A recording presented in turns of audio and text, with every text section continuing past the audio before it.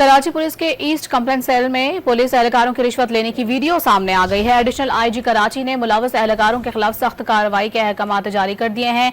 अहकाम में क्या कहा गया जानेंगे। बिलाल खान रिपोर्टर हमारे मौजूद है हमारे साथ। जी बिलाल, बताइए।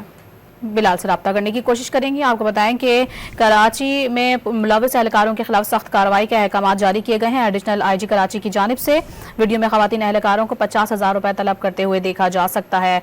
बिलाल खान से राबता बहाल हुआ है, उनसे मजीद जानते हैं। जी बताइएगा तफसीलात। जी बिल्कुल, देखिए एसएसपी ईस्ट कंप्लेंट सेल की वीडियो वायरल होने के मामले पर एडिशनल आईजी कराची जावेद आला मोडू की जानिब से सख्त नोटिस किया गया है। एसएसपी ईस्ट से इस तमाम पर वाकई की रिपोर्ट भी तलब कर ली गई है, जबकि एडिशनल आईजी कराची की जानिब से वायरल वीडियो का सख्त नोटिस लेते हुए मुलव्वस एहलकारों के खिलाफ सख्त कार्रवाई के अहकाम जारी किए गए, जिस पर एसएसपी ईस्ट की जानिब से मुलव्वस पुलिस एहलकारों को फौरी तौर पर अब मुअत्तल किया गया है। मजीद इस मालूमात इस मामले की इंक्वायरी के कार्रवाई के अहकाम जारी कर दिए गए हैं। बहुत शुक्रिया आपका अपडेट करने के लिए।